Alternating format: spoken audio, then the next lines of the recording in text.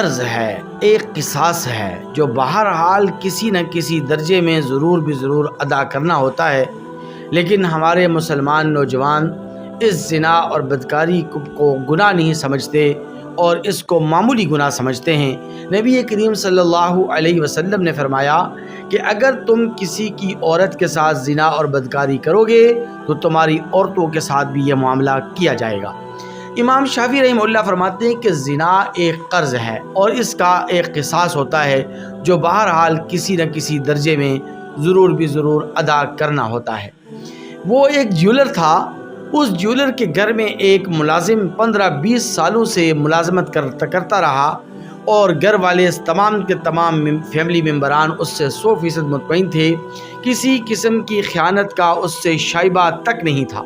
لیکن ایک دن ایسا ہوا کہ وہ ملازم جب گھر میں پانی بھرنے کے لیے آیا تو اس جیولر کی بیوی کو اس نے اس کے ہاتھ سے پکڑ لیا اور شہوت کے ساتھ اس کے ہاتھ کو چھوا اور اس کا ہاتھ پکڑ کر گھر سے باہر نکل گیا۔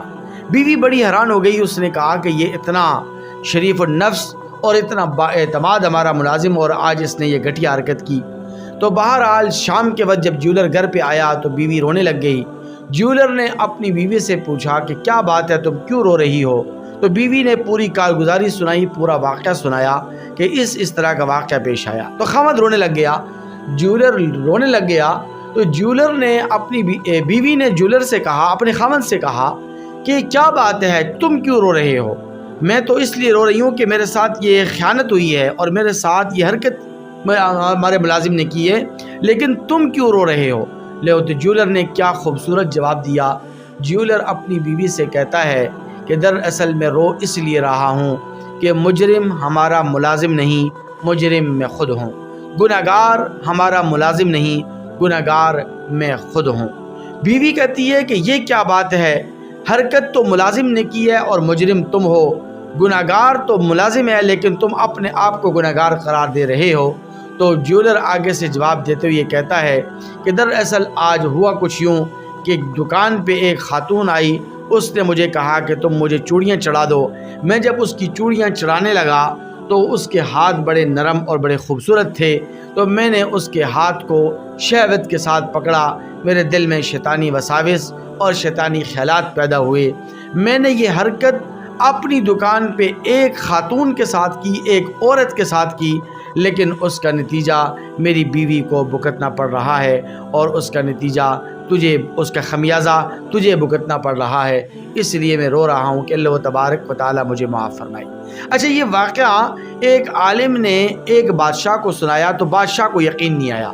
بادشاہ نے کہا جب تک میں اس کا تجربہ نہیں کروں گا تو اس وقت تک میں یقین نہیں کر سکتا۔ اس نے اپنی بیٹی کو کہا اور شہزادی کو کہا کہ تم اس طرح کرو کہ تم عام سے لباس میں ملبوس ہو کر شہر کا چکر کاٹ کے آؤ، اور ساتھ ایک خاتون کو بھی لگا دیا کہ تم دیکھتی رہنا کہ شہر والوں کا کیا رد عمل ہوتا ہے۔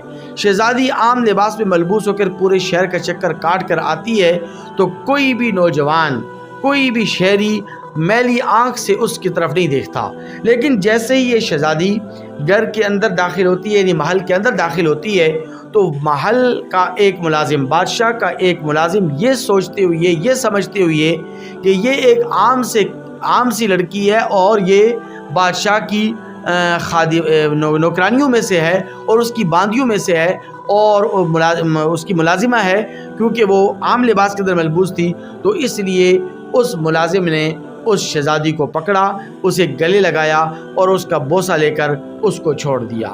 تو بادشاہ کو جب اس پورے واقعے کی خبر ملی تو بادشاہ سوچوں میں مستغرق ہو گیا اور سوچوں میں گم ہو گیا۔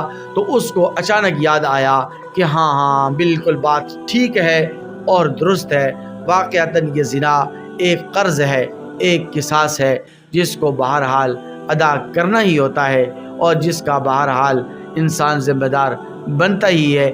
میں نے اپنی جوانی کے ابتدائی زمانے کے اندر ایک عورت کے ساتھ اسی طرح کا معاملہ کیا کہ اس کو میں نے گلے لگایا، اس کا میں نے بوسہ لیا، تو آج اس کا خمیازہ میری بیٹی کو بھگتنا پڑا۔ تو زنا باپ کرتا ہے اور بھگتنا بیٹی کو پڑتا ہے، زنا خامند کرتا ہے اور بھگتنا بیوی کو پڑتا ہے، زنا اور بدکاری بھائی کرتا ہے اور اس کا نتیجہ اور اس کا خمیازہ بہن کو بھگتنا پڑتا ہے۔